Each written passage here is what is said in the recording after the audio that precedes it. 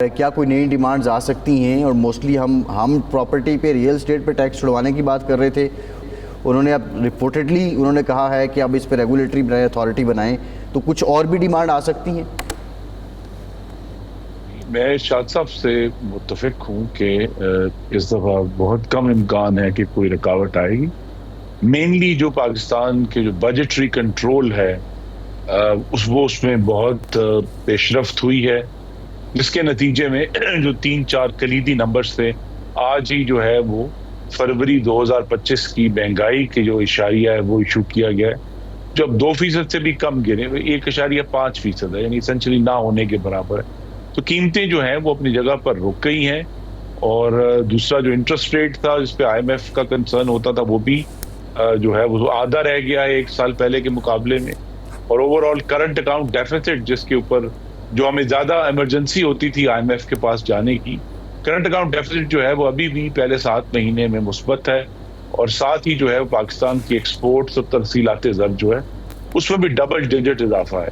تو سوائے ایک ایشو کے جس کے اوپر گفتگو ضرور ہوگی کہ ٹیکس جو ہے اس میں حاصل کرنے میں خاطر خواہ وہ نمبرز ہم نہیں حاصل کر سکے جو اس وقت ٹارگٹ کے مطابق ہونے چاہیے تھے. ادروائز پاکستان کی اکانومی اس وقت مستحکم ہے، اور بالکل اب آنے والا جو ہماری توقع ہے شہباز شریف کی قیادت میں کہ جو گروتھ کا جو پیریڈ ہے وہ انشاءاللہ شروع ہوگا اس بجٹ کے بعد. اچھا خرم صاحب، یہ تو ہو گیا کہ اشاریہ مثبت ہیں، اکانومی مستحکم ہے، IMF کو ہم نے راضی کر لیا، لیکن اب عوام کو راضی ہم نے کیسے کرنا ہے؟ کیونکہ عوام کی کمر تو دوہری ہو گئی ہے بجٹ کو مستحکم کرتے کرتے. نہیں، دیکھیے عوام کی کمر انشاءاللہ آہستہ آہستہ سیدھی ہونا شروع ہوگی، اور وہ ایک دوسرا چیلنج ہے. جو ایک مہنگائی جو کمر تھی وہ تو اس وقت ٹوٹی ہوئی نظر آ رہی ہے کہ اگر 1.5% رہ گیا ہے جو قیمتیں بڑھنے کی جو رفتار تھی، تو یہ بہت بڑی کامیابی ہے. اب اس کا اگلا جو سٹیپ ہے، اس کے 2 طریقے ہیں. ایک تو جو طریقہ آلریڈی حکومت پنجاب حکومت نے اور وفاقی حکومت نے اختیار کیا بھی ہے، پاکستان کے جو غریب ترین خاندان ہیں ان کو براہ راست جو ہے وہ امداد اس کو ٹرانسفر کی جائے، تاکہ ان کے گھروں میں اس قسم کی جو ہے وہ خرابی اور محرومی نہ ہو. لیکن جو اصل چیلنج ہے جس کے لیے ہمیں بجٹ کا انتظار کرنا ہوگا کہ اب شہباز شریف اور ان کی جو معاشی ٹیم ہے ان کے پاس گروتھ کے لیے جو معاشی نمو اور اس کا جو اصل اشاریہ ہے کہ یہاں پاکستان میں نیا روزگار جو ہے وافر مقدار میں اور بہتر معیار میں پیدا ہوتا ہے، یعنی یہ ایک بہت بڑا چیلنج ہے جو کہ بجٹ میں جو پالیسی ہے اس سے ہمیں واضح ہوگا. IMF کا فی الحال معاملہ جو ہے وہ بہت حد تک ہموار ہے. خرم صاحب، جب یہ بات ہوتی ہے نا مہنگائی کی یا کمر دوہری ہونے کی، یہ متوسط طبقہ اس ملک کا جو ہے، دیکھیں قیمتیں جس سطح پر چلی گئی، اگر وہ مزید بڑھ بھی نہیں رہی، لیکن آلریڈی قیمتیں پچھلے 2 سال 1.5 سال کے عرصے میں اتنی بڑھ چکی ہیں کہ لوگوں کی قوت خرید بہت کم ہوئی ہے. اگر لوگوں کی قوت خرید نہیں بڑھتی اور مہنگائی رکی بھی رہتی ہے تو اس سے کوئی بہت زیادہ عام آدمی مطمئن نہیں ہوگا، خوش نہیں ہوگا. پھر بجلی کی قیمتوں کا مسئلہ سب سے بڑا مسئلہ ہوا ہے، جو عام آدمی پر گھریلو صارفین کے لیے بھی مسئلہ ہے، لیکن ہماری جو پیداواری لاگت کم نہیں ہو پا رہی وہ ایک بہت بڑا مسئلہ ہے.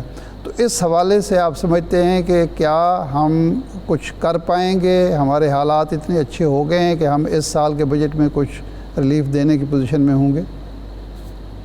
جی دیکھیے، جو ڈیفلیشن ہے نا کہ قیمتیں اب کم ہونا شروع ہو جائیں، وہ بعض چیزوں میں تو جو انٹرنیشنلی جیسے تیل ہے یا اور چیزیں ہیں ان میں تو کمی ہوتی ہے، لیکن ملکوں میں جب ایک انفلیشن کا پرائس لیول بڑھ جاتا ہے تو ڈیفلیشن جو ہے وہ بھی ایک مشکل مرحلہ ہوتا ہے قوموں کے لیے.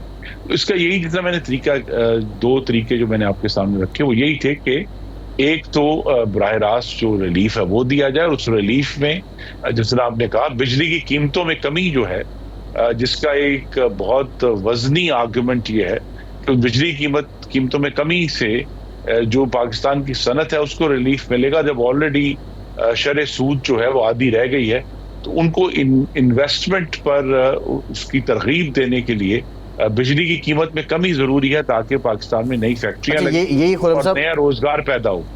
خرم صاحب یہی نکتہ ہے کہ اب یہ اس سے پہلے جب آئی ایم ایف سربراہ سے بات ہوئی، پرائم منسٹر نے خود آئی ایم ایف سربراہ سے کہا کہ وہ بجلی کی قیمتیں کم کرنا چاہتے ہیں. انہوں نے کہا جی اپنا پلان شیئر کریں.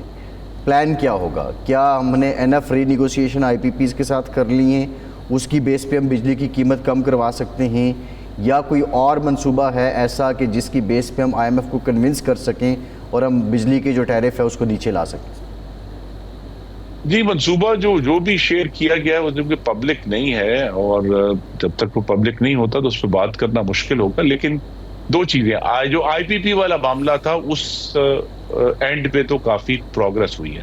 دوسری طرف ایک اور بھی معاملہ ہے جو کہ اس کے ساتھ جڑا ہوا ہے کہ بہت سارے ایسے سرکاری جو اونڈ پلانٹ ہیں جن کا ہم کیپیسٹی پیمنٹ صرف اس لیے دے رہے ہیں کہ ہم ان کو بند نہیں کر رہے اور ان کے ملازموں کی تنخواہیں جو اس کیپیسٹی پیمنٹ سے جاری ہیں، تو حکومت یہ ایک پلان بڑی سنجیدگی سے بنا سکتی ہے کہ ان کو فوری طور پر بند کر کے ان کی جو کیپیسٹی پیمنٹس ہیں وہ بند ہو جائیں گی، اور ان کے جو ملازمین ہیں ان کو ریلیف دینے کا یا ان کو کوئی وقتی طور پہ ایک جسے کہتے ہیں اسموتھنگ آؤٹ جو پیمنٹس ہیں وہ دے کے، تو وہاں بھی بہت بڑا پش کیا جا سکتی ہے. تیسری چیز جس کا بارہ ذکر ہوا وہ ابھی بھی ٹیبل پر ہونی چاہیے کہ بجلی کے بل پر جو ایک غیر معمولی دوسرے محکموں کے ٹیکسز ہیں انہیں ہٹا دیا جائے، تو یہ تینوں کام ہو جائے تو بجلی کی قیمت میں بہت کمی آ سکتی. صحیح ہے. کابینہ میں اضافہ ہو گیا اور آئی ایم ایف بارہا کہتا ہے حکومت سے کہ حکومتی اخراجات کم کریں. آپ کیا سمجھتے ہیں کہ اس پہ آئی ایم ایف کوئی اعتراض نہیں کرے گا؟ اور دوسرا جو پرویز خٹک صاحب کو لایا گیا ہے، ان کو لانے سے کے پی کے میں مسلم لیگ نون یا حکومت کو کیا کوئی مائل سٹون اچیو کرنا ہے؟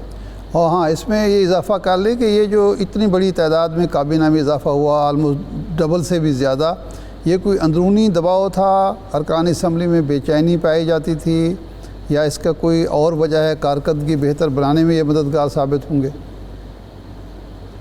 جی شہباز شریف صاحب کی کابینہ جو اس سے پہلے تھی وہ پہلے ہی کم خرچ بالا نشین تھی، ان کے تنخواہیں اور مراحت تو انہوں نے پہلے ہی بند کر دی ہوئی ہیں اپنے وزراء کی. تو اب اگر مزید وزراء آتے ہیں اور اسی پر عمل پیرا ہوتے ہیں تو وہ پاکستان کے بجٹ پر کوئی ایسا بوجھ نہیں پڑے گا. اور میں چونکہ خود بھی اللہ تعالیٰ نے مجھے موقع دیا ہے ان ایوانوں میں بیٹھنے کا، ارشاد صاحب اگر وزیر اپنا کام آدھا بھی کر رہا ہو تو اس کا خرچہ کوئی خرچہ نہیں ہے. اگر وہ نگرانی کر رہا ہے پاکستان کے عوام کے بہاف پر ان محکموں کی، تو وہ ایک بہتر جمہوری نگرانی کا سامان ہے. لیکن یہاں حکومت کو یہ بھی دیکھنا ہے کہ کیا ہمیں جو اتنے سارے محکمے ہیں وہ محکمے رکھنے کی ضرورت ہے یا نہیں ہے.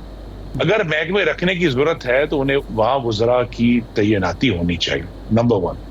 دوسرا یہ ہے کہ یہ جو بہت بڑی تعداد وفاقی وزراء کی بھی، مسلم لیگ نون کے بہت سارے سینئر لوگ جو پہلے اکوموڈیٹ نہیں کیا گیا تھا انہیں اکوموڈیٹ کیا گیا ہے. کچھ نئے لوگ ہیں انہیں وزیر مملکت بنایا گیا ہے تاکہ وہ بھی اس سارے معاملے میں سیکھ سکیں اور جو حکومت کے معاملات ہیں اس کو دیکھ سکیں. تو یہ جو کیبنٹ کی ایکسپینشن ہے اس کا اصل معیار کچھ مہینے بعد ہمیں ان کی جو پرفارمنس ہے اس سے پتہ چل جائے گا. اگر تو کیبنٹ پرفارم کر رہی ہے تو نمبر جو ہے وہ اتنا معنی نہیں رکھتا. جو پرویز خٹک صاحب کی بات ہے اس میں بہت سارے جب آپ کابینہ بناتے ہیں تو صرف اپنی جماعت یا دوسرے لوگوں کا تجربہ، کچھ جو ہے وہ ضرور سیاسی محرکات ہوں گے جس کی بنا پہ یہ فیصلہ کیا گیا، اور اس کی بہتر توضیح جو ہے وہ وزیر اعظم یا ان کے ترجمان دے سکتے ہیں.